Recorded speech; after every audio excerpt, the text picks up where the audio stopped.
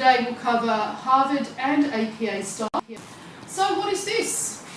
Rubric, yes. What's a rubric mean? A criteria? Have you looked at it? Is it familiar? These are the components from the rubric 4 that relate to the referencing of your sources. So they're not worth as much as some other components, but they are very important. And as markers in Core 109, we do look at your referencing closely because we see this as a critical thing you need to learn for everything.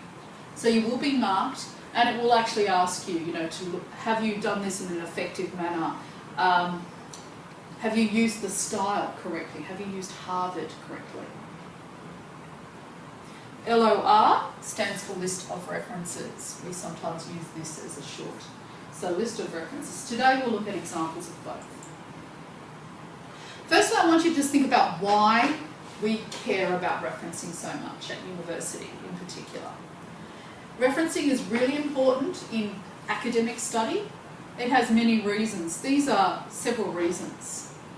It's important that we know where you got your sources from, that you can find them again, but also it has an ethical reason or intellectual property. What does that mean? Others' private property. Sorry? Others' private property. Yes, it's other people's work, yes. And why do we care about how you use your referencing? We cannot copy others' idea. Yeah, because it's stealing or it's unfair to copy. Yeah. So that's something that's checked by our Safer Sign. So today we will touch on plagiarism as well to clarify what that means. We want to avoid that. And also we want to know where you got your information from. So in a way it's to show off. So you want to show off that you did the research. I know when I mark, I often look at the reference list first, to look at the sources, to look at what they are, where they're from, before I start to mark the assignment from the beginning. So that's the list at the end, but also throughout the assignment I then look at how has the student shown that information in the writing, in the in-text. So there are many good reasons for why we reference.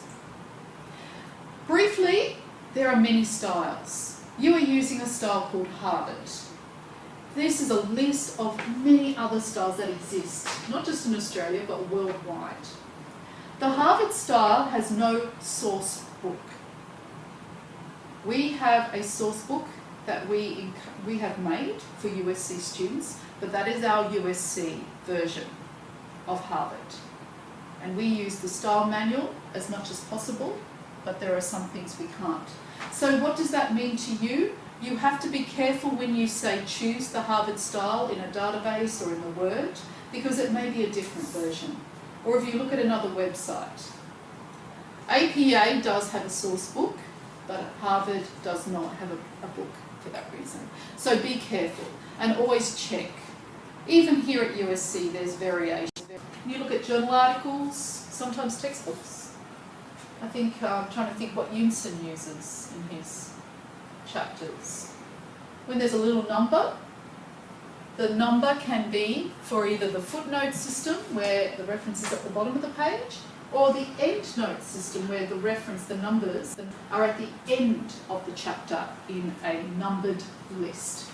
We are not using this in Core 109, but it's important for you to understand these because it helps you find sources. And referencing comes in many, many styles. Some students at this uni do use the Vancouver system. And a lot of my international students have used a different system in Europe or in other countries. So they're all okay, but here we focus on the author date system, which is Harvard APA.